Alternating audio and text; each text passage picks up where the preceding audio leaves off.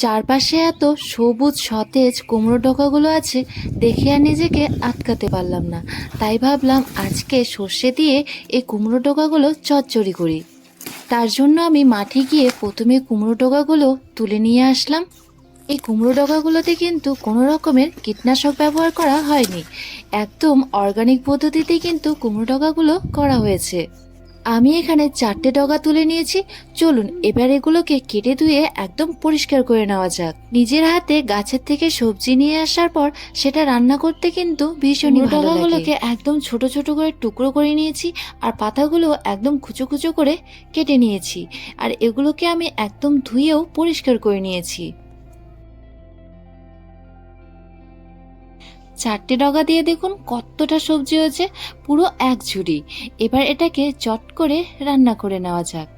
আমি এখানে কড়াই বসিয়ে দিয়েছি, আর কড়াইয়ের মধ্যে দিয়ে দিব সর্ষের তেল। তেলটা ভালো করে গরম করে নেব। তেল গরম হয়ে আসলে এর মধ্যে আমি দিয়ে দেব 5 ফোড়ন। এরপর আমি এর মধ্যে দিয়ে দেব কুচো করে রাখা পেঁয়াজ, ও সাথে দিচ্ছি লঙ্কা।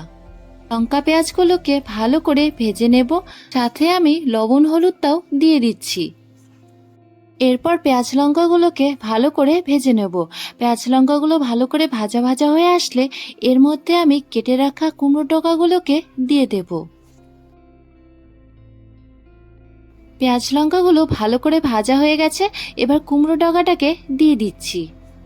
একটুখানি নাড়িয়ে চাড়িয়ে আমি এটাকে ঢেকে রেখে দেব একটুখানি সেদ্ধ হওয়ার জন্য।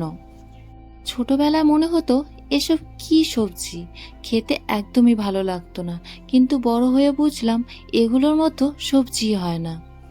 এবারে কিছুক্ষণের জন্য ঢেকে রেখে দেব, আর ঢাকা ওঠানোর পর দেখুন একদম কিন্তু লতা পাতাগুলো পুরোই মুচড়ে গেছে। এ পর্যায়ে আমি এখানে দিয়ে দেব আদা, ও সাথে দেব জিরে বাটা। মশলাটাকে দিয়ে খুব ভালো করে এবার কষিয়ে নেব। মশলাটা খুব ভালোভাবে কষানো হয়ে গেলে এরপর আমি এর মধ্যে দিয়ে দেব বেটে রাখা সর্ষে। সর্ষেটার মধ্যে আমি একটুখানি বেশি করেই জল মিশিয়ে দিয়েছি, যাতে কুমড়ো ডগাগুলো একটুখানি সেদ্ধ হয়ে আসে।